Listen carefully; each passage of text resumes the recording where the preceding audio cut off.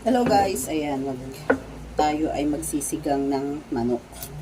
At ang ganda ng background ko, di ba? Dahil maulan ngayon, ayan, ang dami nating sinampay.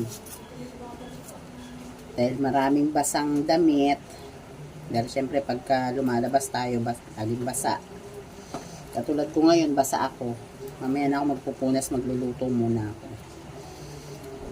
Kailangan muna nating magluto habang walang sumpong yung aking apo, kasi minsan ayaw niya sa iba, gusto niya sa akin lang. Luto muna tayo ng sinigang na manok. Lalagyan ko lang siya ng, siyempre hindi mawawala ang mustasa. Yan, lalagyan ko lang siya siling green at kamatis. Yan. Mag-umpisa na tayong gisa.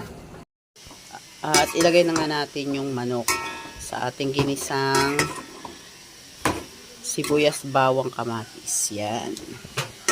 At pakukuluan lang natin siya, pakakatasin lang natin at palalabasin yung sariling katas. Yan. Bago natin siya lagyan ng tubig.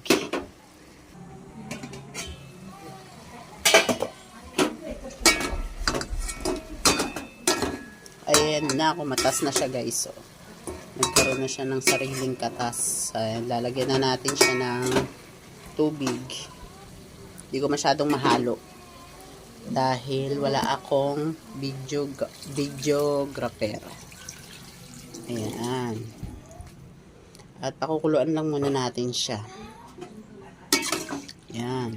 Dadagdagan ko pa ng konting tubig kasi marami kami. Pero yung saktong tubig lang para hindi naman siya yung lumulutang sa tubig. Tigas na ba yung aking gulaman? Yan. Ito yung aking negosyo guys. Gulaman. At lalagyan ko siya ng gata sa ibabaw. At hintayin na nga natin siyang kumulo. At ayan ang aking sinigang na manok. Bago ko ilagay yung mustasa. Konti lang yung mustasa ko kasi medyo may kamahalan ng mustasa. Nilagay ko na siya. Ayan. Konting kulo lang yan guys kasi hindi maganda yung lasa pagka yung na-overcook. At lalagay ko na rin tong siling.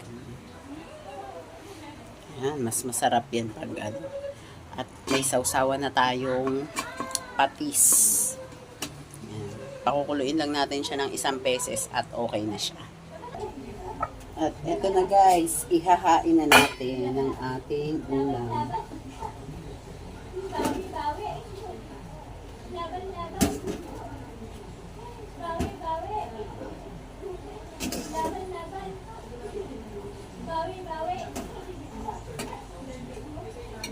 Ito na ang ating sinigang na manok.